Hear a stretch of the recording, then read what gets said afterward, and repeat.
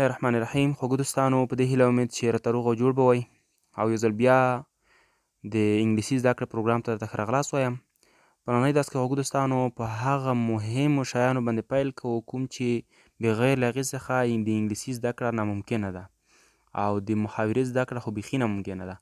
خوږو دوستانو، نن راځو په ضمیرونو باندې پیل کوو چې ډېر مهم دي.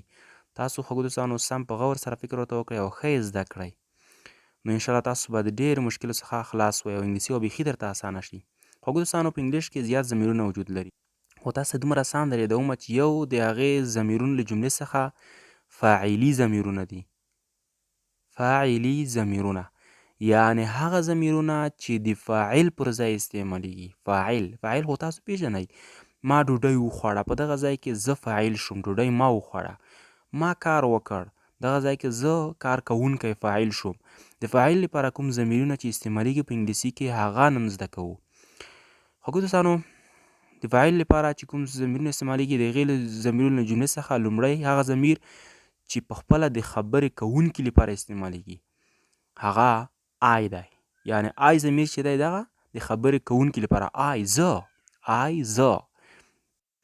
کله چې یو متکلم یعنی خبرې کوونکی د ځان په باره کې خبر ورکوي، د ځان په باره کې خبرې کوي، نو دی آی استعمالوي.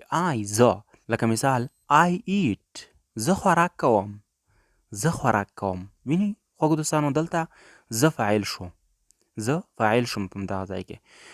او دویم ضمیر چې دی هغه د مخاطب لپاره استعمالیږي، خو کله چې مخاطب هغه که مخاطب یو نفر وي او که له یو څخه زیات وي چې هغه یو ده، یو معنا ته او یا تاسو.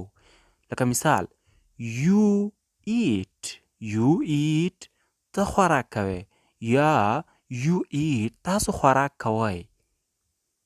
او دریم ضمیر چې دی هغه د جمع متکلم لپاره استعمالیږي.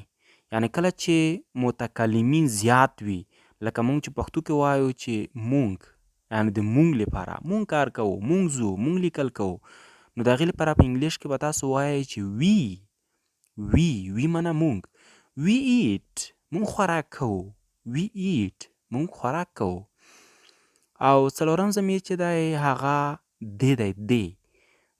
خوږو دوستانو، د متکلم او د مخاطب څخه ماسیوا دریم کس چې وي کوم، یعنی دریم نفر چې مونږ او تاسو په ګرامري پښتو کې ورته غایب وایو. یعنی د مخاطب او د متکلم څخه ماسیوا یو بل نفر چې هلته حاضر نه وي، د هغې لپاره کله چې دوی زیات وي، یعنی له یو څخه کله دوی زیات وي، نو هغې ته دی استعمالیږي. دی معنا دوی، لکه مونږ پښتو کې وایو دوی. دوی دوی خوراک کوي. تاسو ګورئ دوستانو، دلته دوی فاعلین شول ځکه دوی خوراک کوونکي شول. دوی خوراک کوي. خو دوستانو، نننی درس به همدغه ځای بس دی، بیا اوږدېږي، تاسو رانه ستړي کېږئ.